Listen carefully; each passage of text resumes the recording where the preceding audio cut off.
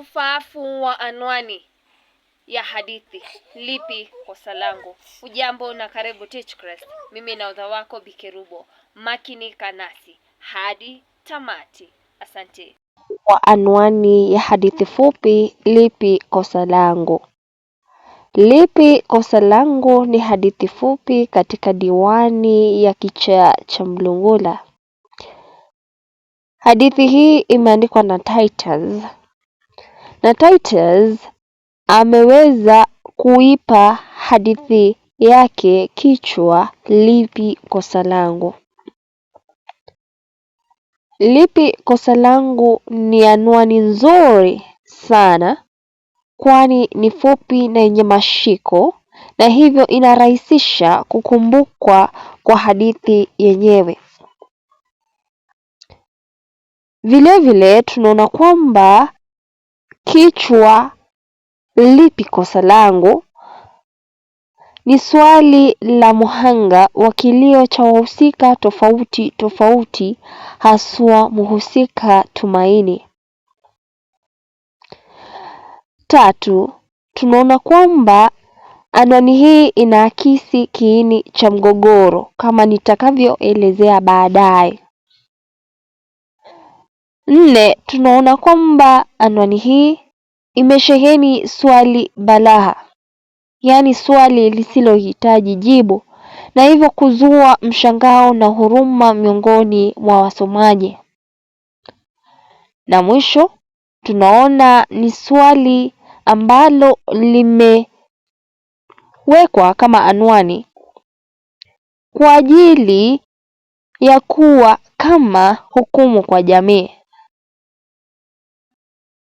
Hivyo tutakapokuwa tukisoma ile hadithi, tutajiuliza wahusika fulani wamefanya nini, makosa yao ni yapi, na ikiwa hawana makosa ni nani basi yu na makosa. Hadithi hii tunaona mhusika kama Furaha anajikaza kisabuni. Hachelewi mahali licha ya kuwa hana hata saa, lakini tunapata shughuli hazimlipi chochote. Hivyo kosa lake ni lipi? Amemkosea nani haswa? Pili, tunaona mtoto wa Furaha kwa jina Tumaini anafunuliwa kiblanketi kilichomfunika asubuhi ile. Je, kosa lake ni lipi? Ni kusinzia, au ni mama kuchelewa kumwamsha, au ni yeye kutoamka? Hivyo tunajiuliza swali la Tumaini ni lipi? 3, tunaona Furaha na mwanawe wanaishi chumba ambacho kina upweke na ukiwa. Hata vyombo ambavyo vimo pale ni vya kuhesabika. Makosa yao ni yapi? Hivi kwamba wametoka kutoka maisha yaliyokuwa bora pale Makongeni Thika, na sasa wanaishi maisha ya kijungujiko huku kambi moja. Na tunapata kuwa mhusika Furaha hakuwa na shorti kwenda kambi moja, kwani mmewe ambaye ni Bobo alikuwa amewatoroka, na hivyo alipoona kwamba madeni yanalimbikizana hakuwa na budi kurudi nyumbani kwao. Kisha tunampata Furaha anampata mtoto Zeruzeru, na yeye anampenda kwa dhati.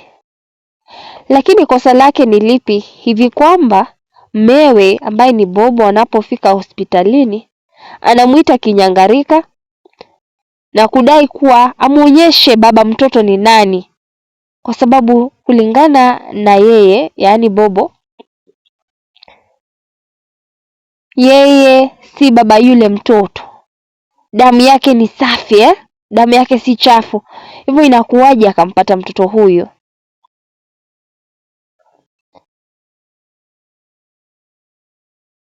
Kisha tunawapata hoja nyingine ni pale ambapo Furaha anaishi maisha ya kuombaomba na kutegemea vibarua ambavyo vilikuwa ni bahati nasibu kuvipata. Mjengo, kufua, uzegazega, kazi hizo zote. Kosa lake ni lipi? Hivi kuwa anafanya bidii lakini maisha hayajamtengenea bali yamemwendea mrama. Swali lingine ambalo ni kilio cha mhusika Tumaini ni pale ambapo rangi yake inamfanya kuangaliwa na hata kubandikwa jina mzungu wa Thika. Kosa lake ni lipi haswa?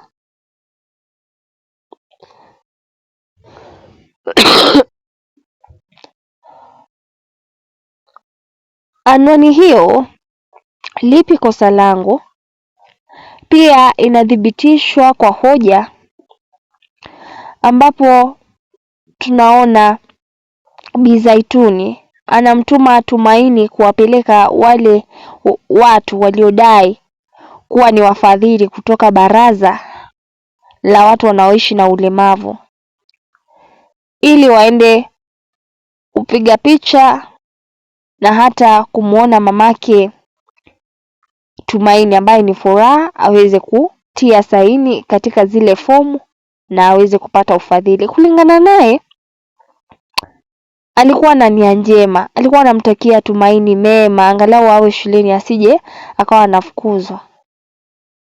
Lakini tunaona baadaye ni kama anasutwa. Furaha anadai mwanawe. Haya, polisi nao wamekuja wamemchukua katika kituo cha polisi ili aweze kuandikisha ripoti. Jioni ile ambapo Tumaini alikuwa ametekwa nyara. Na hata watu wanakuja kumsalimu pale, kumjulia hali kwa sababu hawaelewi nini kilichotokea haswa. Alikuwa na nia njema lakini tunaona kwamba ameweza kuathirika pakubwa.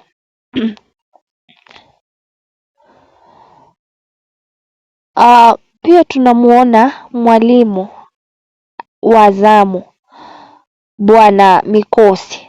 Pia ameweza kuchukuliwa kituo cha polisi kuandikisha ripoti. Na kosa lake hatulioni.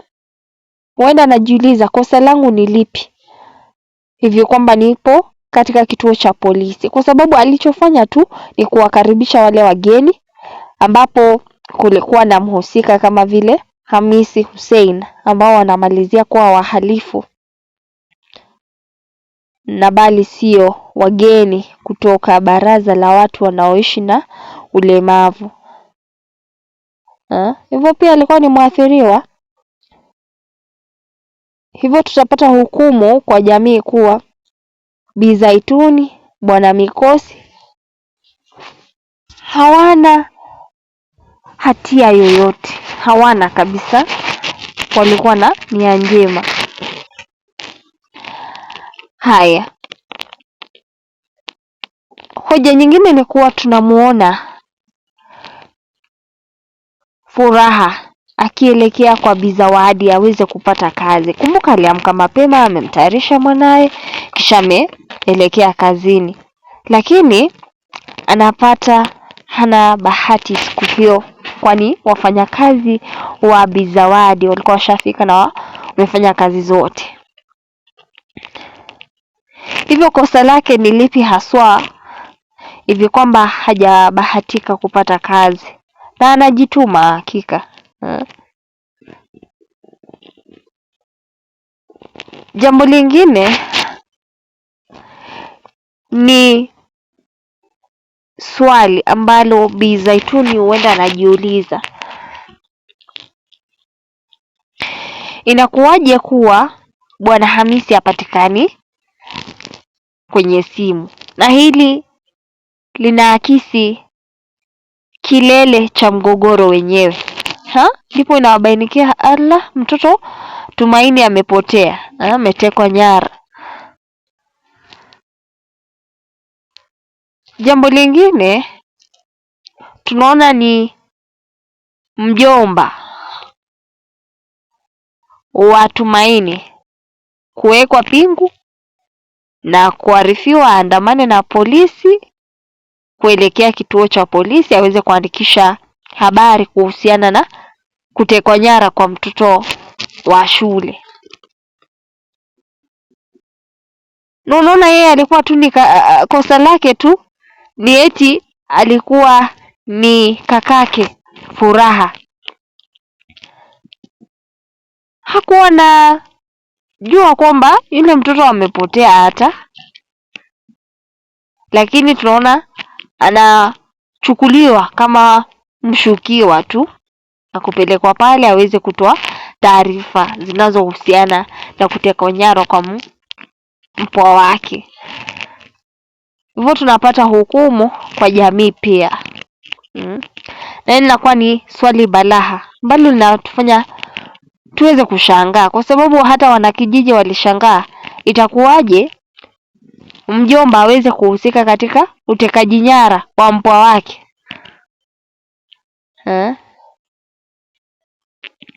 Hivyo tunakuwa katika hali ya taharuki sisi kama wasomaji na hata kumhurumia. Hoja nyingine ni kuwa Bobo anakamatwa na kufikishwa kituo cha polisi kule Mombasa, eti ni mshukiwa mkuu katika utekaji nyara wa mwanawe, ilhali hakuwa anahusika hata kidogo. Na hili linatufanya tuweze kuhukumu hata askari. Ni nini kinafanya waweze kumshuku Bobo? Ikiwa alikuwa amemkana mwanawe, itakuwaje tena aweze kuhusika katika utekaji nyara wa mwanawe? Angefaidi nini? Tunapata kwamba hana kosa. Hivyo linakuwa ni swali la balaha. Kingine tutapata ni kutekwa nyara kwa Tumaini. Swali ambalo Tumaini anajiuliza, kosa langu ni lipi? Ni rangi ambayo inafanya niweze kutekwa nyara na wahalifu ambao wanamuona kama mzigo wa kuuza katika nchi jirani waweze kupata thamani. Kisha ukiangalia hoja nyingine ni pale ambapo Furaha anafumaniwa na wezi. Katika zile harakati anapiga mayowe na wanatoroka. Kosa lake ni lipi linalofanya aweze kufumaniwa na wale wezi? Walikuwa wanataka nini kutoka kwake? Na mwisho, kosa la wale wahalifu ni lipi ambalo lilifanya waweze kupigwa kitutu katika nchi jirani, na kama sio kuokolewa huenda wangekufa? Kosa lao ni lipi? Na tunalipata barabara, ni kumteka nyara mtoto wa shule ambaye ni Tumaini kwa kusudi la kumuuza katika nchi jirani kwenye soko la 00 ili waweze kupata hela. Hivyo kutokana na ule utekaji nyara ama uhalifu tu kwa kijumla, ndio unafanya waweze kupigwa kitutu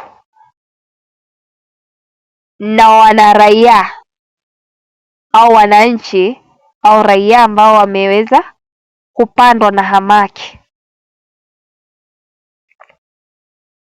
Natumai umeweza kuona ufaafu wa anwani hii. Unaweza kuwasiliana nami kwenye kikasha hapo inbox na comment section, tuweze kuona hoja za ziada ambazo zinafanya anwani hii Kosa Langu Ni Lipi iwe ni anwani inayofaa kabisa kwa hadithi husika. Hadi wakati mwingine, kwaheri.